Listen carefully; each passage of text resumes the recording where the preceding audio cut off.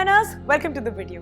In today's video, we will be discussing how was Europe divided into different areas and kingdoms before the revolution. In the last video, we had discussed how Napoleon's army affected the freedom of other European cities and countries and what new reforms he had introduced. Let us take a look at the topics that we will be discussing today. What kind of rule was in Europe before the revolution? How were the people of Europe segregated? What united diverse groups of people? If you look at the map of Europe right now, you'll see France, Germany, Switzerland and other countries. But there was a time when Europe had no boundary lines and there was no countries. In the mid-18th century, the map of Europe had no nation states. So if there were no countries, how exactly was it that people were divided into different areas? Let us understand this in detail. You must have heard the names Germany, Italy and Switzerland. These countries were not always there. Instead, they were smaller kingdoms whose rulers had their autonomous territories. Now the Central and Eastern Europe was governed by monarchies that had absolute power, and within these territories lived people who spoke different languages and followed different traditions. These people did not see themselves as sharing a common identity or culture with others. We will be understanding this with better an example of one such empire in Europe. The Habsburg Empire that ruled over Austria and Hungary had many different regions under their control where people belonging to different ethnic groups lived.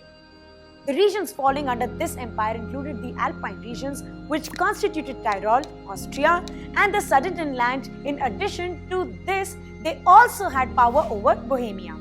A major part of the population in these cities spoke German.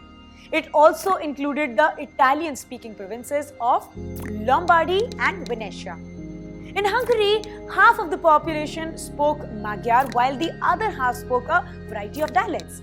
Another city which as under its empire was Galicia, where the aristocracy spoke Polish.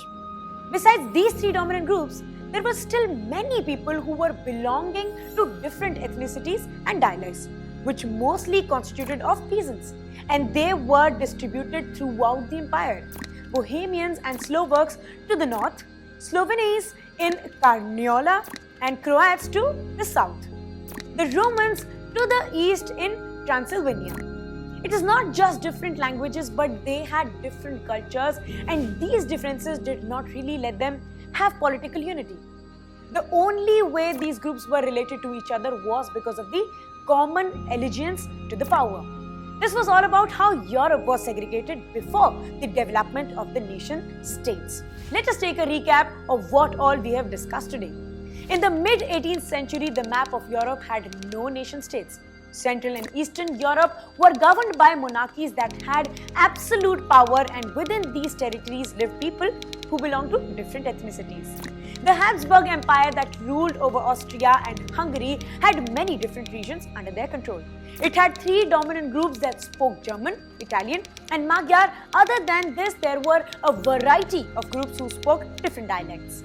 The only way these groups were related to each other was because of the common allegiance to the emperor. Students, this was all in the video. In the next video, we will study the role of aristocracy and the new middle class in European nationalism. Till then, I'll see you next time. You keep studying and yes, keep smiling.